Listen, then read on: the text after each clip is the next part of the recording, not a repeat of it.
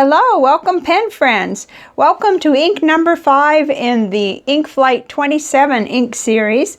Today we're doing Diamine Robert. It's no longer a secret ink series because they've released the names, Ink Journal has, so we can kind of get right into it. So let's dive right into the water test here. I can't wait to see this test. I just cleaned the pens out, so it was kind of a medium process there. I felt like it was, they cleaned out really well from the Serendipity, but from the Lamy Vista, I almost said Safari, it was a little harder to get that out of the converter, but it did come out. Okay, so a lot of that ink is lifting. Wow, amazing. Okay, just a quick, overview of how this one did. This was ink number 4, Diamine Tobacco Sunburst, and it cleaned out very well, and it was only a little bit left over from the water test, so it wasn't completely typical. It had some pigment. You could still read your writing after having it in the bath test, so I just wanted to give a quick update on that one. All right, well, we'll let that, wow, that's pretty water there, isn't it? We'll let that work on it, and we'll get into the ink journals. First is the Rhodia Gold Book, and we'll flip back. We've got that all filled in now, so it's nice and colorful, our spread. Oh, this hadn't dried yesterday, so this is the chromatography on Diamine Robert. I let it stay a little too long, but oh boy, I've got to learn my lesson on that, and I haven't yet. And here it is in the ink journal. Okay, that's looking really dark. Hopefully you can see that gold sheen. This is a really sheening ink. Oh, mercy. And I've got natural light off to the left there, but again, this book here gives us a little bit of a dark view of the ink. This is a Cult Pens exclusive, and I found it at their website for £9.50. So I'm not sure what that translates to in US dollars. I could have done that, but I didn't take the time, just to be honest. So this is the broad nib with it. And then when it drops down into the Lamy fine nib, there's plenty of saturation for the ink. And it stays nice and dark. You know, it even has some shading in the fine nib. I find it very pretty, but on my favorite paper, I don't like how it looks, but we'll get to that. So, but let's hop into the other ink journal, the one I'm testing out. So this is the new ink journal by Bond Travel Gear, and it's got 68 GSM Tomoe River paper. So being white, it helps us just a little. Actually, it's still looking dark. Isn't that funny? But here it is, and it kind of morphs into a little bit of a different color when you get it on Tomoe River paper. So it's not my favorite one to use it with. And now if sheening was a favorite property, you know, I might like it better. So maybe you like sheening a lot, and if you do, you might really enjoy this ink because it's quite a sheen monster. I mean, you could see how it did on the little sample card there. It was just really something. Okay, but let's go through our other notebooks and our paper samples, and then we'll probably get a pretty good representation of how it looks. Here's the Leuchtturm Dot Grid notebook. Okay, now that to me looks a little bit better, a little bit brighter, and a little more like the underlying color than it did on the Tomoe River paper. So I didn't mind it. In fact, I might even like it better in a medium or fine nib for my bullet journal, if that's what I was using it for. It didn't bleed through at all. It was very well behaved in that regard on this paper. So, but you could see it brightens it, and it gets toward that maroon color better on this paper, I thought. Let's see, on the Nemesine, which we only have one more page left, or one more spread anyway. I guess we'll just barely make it with this ink flight. Here it is, and it had lots and lots of gold sheen there. Oh my gosh, crazy. And yet you can see that color that's underlying. That almost looks like Black Swan and Australian Roses. That's amazing. Then when I got it into the Moon Man mini glass nib, it did kind of darken. Excuse me. My goodness.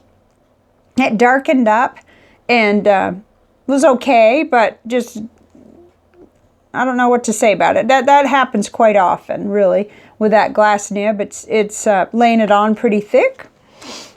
Okay, let's see how our trusty CVS Caliber notebook did. I like this one. Okay, here we go. Oh, wow, yeah, it went all Tomoe River paper almost on us. It sheened like crazy. The ink no longer, it looks kind of like a funny looking brown almost on this paper. So no, I didn't like how the color came across on the CVS Caliber paper. But there were other papers where I did like it, so... But wow, look at that. That's nuts. I don't think it even did that on the well, we'll compare it in a minute. It didn't go that crazy on the Tomoe River paper. Gosh, that's amazing. Okay, let's see. Our last one, but I'm going to keep that handy. I'd like to use that as a reference comparison. Okay, here's Live Notes by Pen Gallery, 68 GSM Tomoe River paper. I started a new page. Okay, so let's bend that right over. We got a little sheen there, but heavens to Betsy, that's a whole different ball game, isn't it? That's amazing. I don't understand that. But we'll look at some others too. This won't be the only one. I like the color on this one. This was better than the one in the Bond Travel Gear notebook.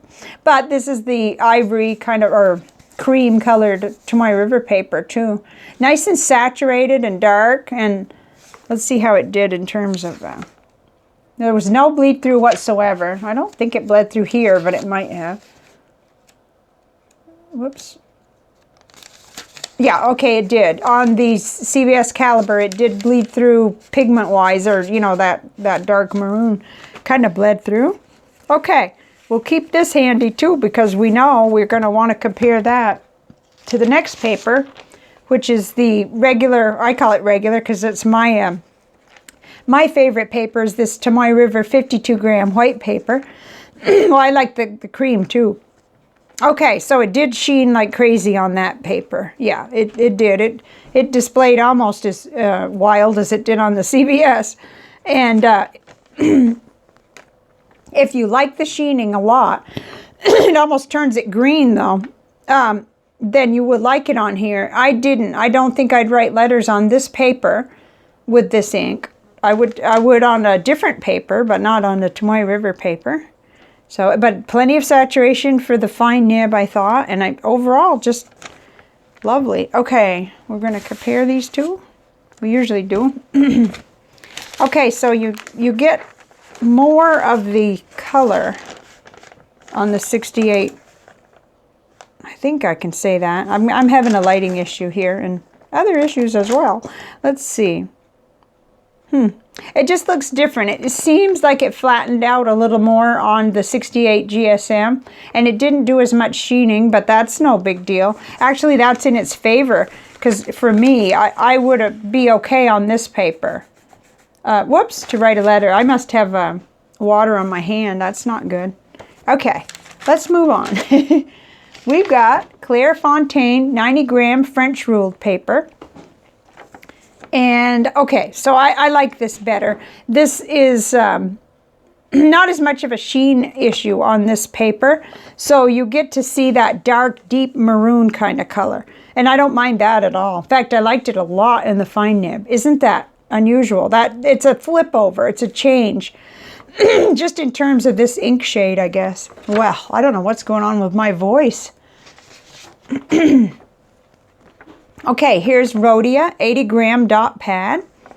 And we get to see that nice color on this too. It's darkening it a little, the camera is, but I liked it. I liked it a lot. Now that I could sit down and write some letters with. I wouldn't mind it in either nib, because I like to see the color. I don't want to see a distortion, like a gold on top of it is only pretty to me if it's tinted. So therefore, I wind up liking inks that have sheen, but very, very subtle sheen. And that's very personal. I know some people like a lot of sheen, so you would be happy with Diamine Robert. Okay, here's the Georgia Pacific copy paper. the cheap office type paper, maybe even cheaper than most offices. Here it is. It did feather quite a bit, but you can see that nice pretty color, and no significant bleed through, just a little where it tried to and where it was painted on, but nothing that I would worry about. So there's that. Okay, let's stop in and look at the well, okay, well, we can still read it. So it's not like it's totally permanent, but it's there. And I'll bet that's probably how it's going to stay, just based on how, I think it rated more or less a B in the clean out, which meant just a little bit of a pain in the converter anyway. Okay, so now we're going to, well, here's the panel, but the ink's not on here yet. That's a...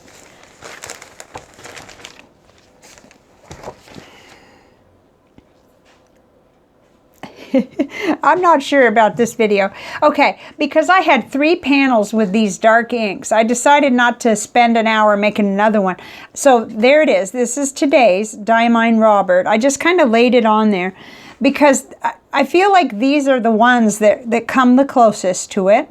And then we only really have one on here that sheens similarly. Or, well, I won't even say that sheens gold, which is Tasha Ebby. And that is a much more subtle sheening. So it just is. And this is Robert, and it sheens like crazy. But I actually prefer the Ebby. And that would, if I was going to get a bottled ink in this category, that would be the one for me. But I wanted you to be able to see it kind of compared to some of these others we've already talked about. Well, and there's Noodler's Black Swan Australian Roses, which is just much brighter. But it ends up coming out in a nib sometimes similar to Diamine Robert. It depends on your paper. And then there's Kobe No. 6 Bordeaux. That's another beautiful ink. I just can't really find anything that's just like it in my stuff. But I did have a few, and I have another panel too where I've got some other darker ones that that we'll lay this on. So let's see if there's anything. Okay, Monteverde Passion Burgundy is really dark, you know, so you may end up getting similar results with that, but it doesn't have nearly the amount of sheen. And I'm not sure if that's gold. Maybe it is. It's more dark almost. It's not. It's more shading, I think, that came through. So let's get the next panel. Okay, and there's going to be some repetition here. There definitely is. But I did want to, I wanted to show it near Krishna Black Rose, even though there's a long distance really between the inks. I think once you get them in a nib, and when it's on paper that will emphasize the color and not just the sheen, then we might be in the ballpark there. And then here's Diatramenous Blackberry. You can see it's so different than that. And some of these others are pretty common too, like Diamine Syrah. That is a beautiful, like a burgundy ink without any sheen to deal with, and it's gorgeous, and it can look very dark and pretty in a nib too. So I just wanted to have an opportunity to put them side by side. I think there might be quite a bit of repetition on this last panel. There may not be anything. Well, there's Diatramenous Elderberry. And it doesn't really compare, and yet it's that dark, beautiful underlying color that I like. And then Diatramenous Cherry, which is a long way from it too. Diamine Burgundy Royale. I thought that was on the last panel. Yeah, now we're getting into repetition, but I just wanted to show you that it's sort of, it doesn't completely stand alone, but it is so unique that I just couldn't find anything that was just like it. So let's see how it did on the visual journal. Okay, so this is pretty stunning. This is where the fuchsia comes out. I mean, it's crazy what this ink can do and how it appears, you know. Let me tip it toward the light. It wasn't exactly the best ink I've ever used on the Nick Stewart technique. It did kind of fuzz out, and well, you could still see the little tree there, a little attempt at that. And this certainly is pretty, but it amazed me that it didn't do more than this. So that was just a surprise to me. Okay, so what is next is that we are really getting close to completing this series. We've got 2 left. They're both limited editions, and they're both by Krishna. So we've got this blue Winalum, and then we've got Sufi. And I am so tempted to do Sufi first because I want that ink in my pen, and I think I may do that. I mean, there's no law, you know, it's just right, there's no law about flipping an order and inks, and I guess I'm getting just a little freaked out because I've got 8 days and then I travel, and that may seem like a lot, but we have a lot going on here to to finish and complete before I leave. So I may just skip right to that green. I know there are a lot of viewers that love green and a lot of blue too, and I expect to get them both done before I travel, but I'm just really eager to see this. Can you see that complexity that came out in that one? It's just one of those, I'm pulled to that ink, and it's probably going to be almost impossible to find. I don't know yet, but I've got the 2 mils and I'm going to have fun with it. So I'll see you back here with, let's just make the decision. We'll do Krishna Sufi next. I really want to get that done, so and I will enjoy it. And I've got some letters to write too before I leave, so that'll be fun. Thank you for bearing with me. I'm having a trouble with my voice, and I really don't know what's going on, but it hit me this morning, and I'll see what I can do about it before the next video. Bye for now.